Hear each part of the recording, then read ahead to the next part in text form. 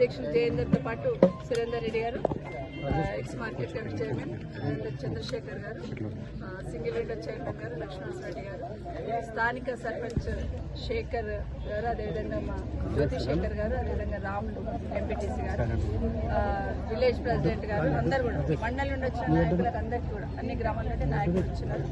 అందరికీ కూడా అందరితో పాటు మీర్ఖాన్పేట అక్క చెల్లెళ్ళకి అన్న తమ్ముళ్ళందరికీ నమస్కారాలు. మా పత్రికా మీడియా సోదరులు నమస్కారాలు.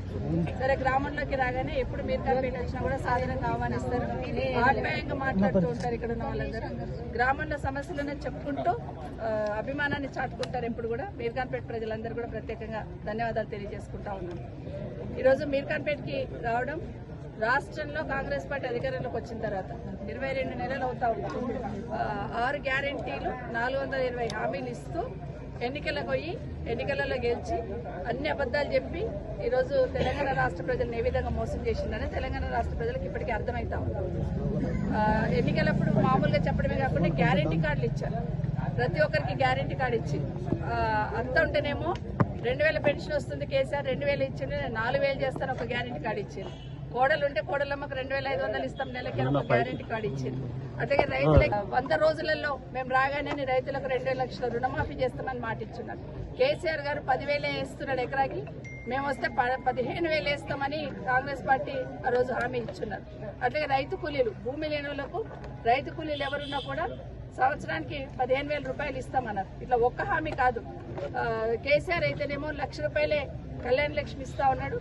అదే మేము వస్తే తులం బంగారం ఇస్తాం, అది కూడా మీరు పుస్తకట్టేటప్పుడే, అల్లుడు పుస్తకట్టేటప్పుడే మీకు పెళ్లి పందిట్లనే ఇస్తామనే మాట ఈ రోజున ముఖ్యమంత్రి మాట్లాడున్నాడు.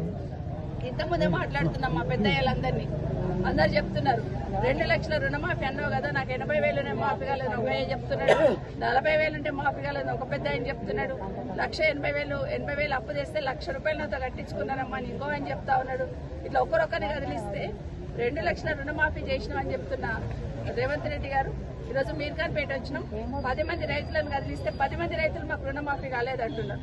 మరి ఆ రుణమాఫీ చేయాల్సింది వాళ్ళకి బాకీనే కదా. ఖచ్చితంగా నిలదీసి ప్రశ్నించి రైట్ ఏదైతుందో దాన్ని సాధించుకునే దిశగా ఈరోజు కాంగ్రెస్ ఏదైతే బాకీ పడిందో ఆ బాకీకి సంబంధించిన అందరికీ చెప్పడానికి రావడం జరిగింది. ఈరోజు 2 లక్షల ఉద్యోగాలు ఇస్తాన్నాడు. చాలా మంది యువకులు ఉన్నారు ఇక్కడ. 2 లక్షల ఉద్యోగాలు సంవత్సరానికే ఇస్తామన్నారు. కానీ కేసీఆర్ గారు ఇచ్చిన ఉద్యోగాలనే ఈరోజు పత్రాలు ఇచ్చుకుంటూ చెప్పుకుంటున్నారు తప్పిస్తే ఒక్కటి కూడా నోటిఫికేషన్ ఇవ్వలేదు ఈ ప్రభుత్వం. ఇవన్నీ ఒకటి చెప్తే ఓ పెద్ద ఆయన చెప్తున్నాడు, అమ్మ నా ఇంట్లో మన్మరాలు ఉంది, మరి స్కూటీ ఇస్తామన్నారు, ఇవ్వకపోయి. అట్లాగే ఈరోజు ఫీజు రియంబర్స్మెంట్ 8,000 కోట్ల రూపాయల ఫీజు రియంబర్స్మెంట్ ఈరోజు బకాయి ఉన్నాడు. ఇట్లా ఏ ఇంటికి కదిలిచ్చినా ఎక్కడ పోయినా కూడా మేము కూడా అడగకపోతుంటాం. కానీ ఎన్నికలప్పుడు ఏమని మాట ఇచ్చినారు, 100 రోజులలో చేస్తామన్నారు.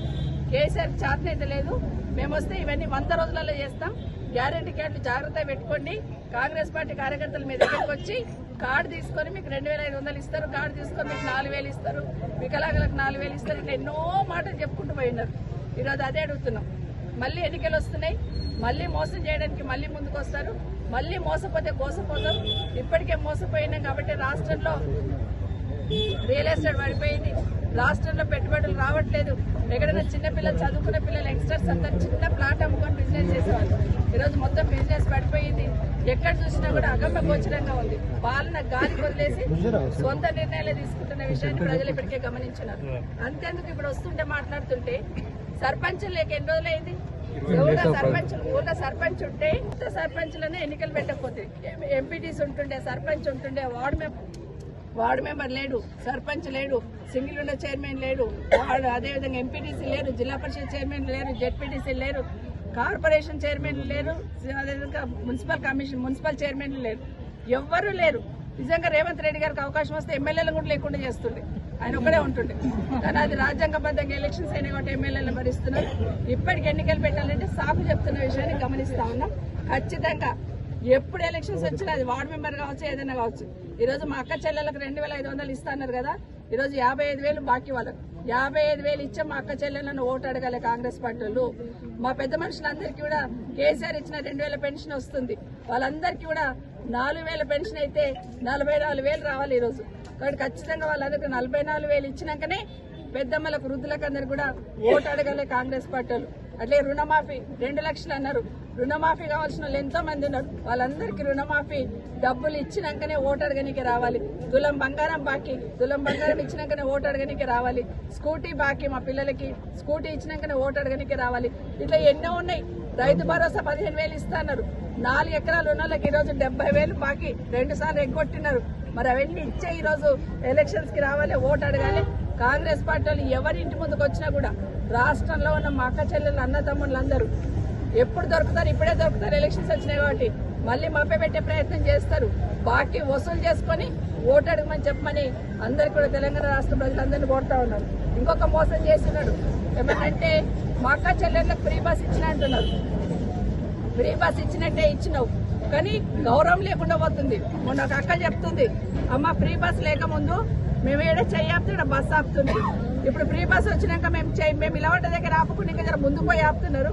బస్ ఎక్కడ పోమ లోపలికి అని అమర్యాద కసురుకుంటున్నారు. మా అక్క చెల్లెలు చెప్తున్నారు కసురుకుంటున్నారు. మాకెందుకు మేము డబ్బులు కట్టే పోతాం, మాకెందుకు ఈ ఫ్రీ బస్ ఎందుకు అవమానం చేస్తున్నారు. ఒక రకంగా మా అక్క చెల్లెలు బాధపడుతున్నారు. రెండోది ఏంటంటే ఒక వారం రోజుల కిందట అనుకుంటా మగవాళ్ళకి డబల్ రేట్ పెట్టున్నారు. లేడీస్ కి ఫ్రీ బస్ ఇచ్చుకుంటూ బస్ ఎక్కే జెంట్స్ కంతా కూడా డబల్ టికెట్ రేట్ డబల్ చేస్తున్నారు. అంటే మా అక్క చెల్లెలు బస్సులోకి వెళ్ళిస్తేనేమో డబ్బులు, అదే మా తమ్ముడు జేబులోకి వెళ్ళిస్తే డబ్బులు కావా. ఇది మా మహిళా సోదరిమణులందరూ గమనించాలి. ఎందుకంటే ఆడోళ్ళ ఫ్రీ బస్ ఇచ్చుకుంటూ మొగల జేబులను కొలగొట్టే ప్రయత్నం చేస్తా ఉన్నారు. ఖచ్చితంగా తెలంగాణ రాష్ట్ర ప్రజలందరూ కూడా ఇది గమనిస్తా ఉన్నారు. ఖచ్చితంగా ఎన్నికల్లో కర్రు కాల్చి వాత పెట్టి వార్డు మెంబర్లని, సర్పంచ్లను, ఎంపీటీసీలను, జెడ్పీటీసీలను బీఆర్ఎస్ పార్టీ తరఫున గెలిపించాలని కోరుతా ఉన్నాను. హాయ్, హలో, నమస్తే. నేను మీ సంగం మహేష్. చూశారుగా మన ఛానల్. లైక్ చేయండి, షేర్ చేయండి, మరియు మీరు సబ్స్క్రైబ్ చేసుకోకపోతే వెంటనే సబ్స్క్రైబ్ చేసుకోండి. మీరు ఏమైనా తెలియజేయాలంటూ కామెంట్లో తెలియజేయండి.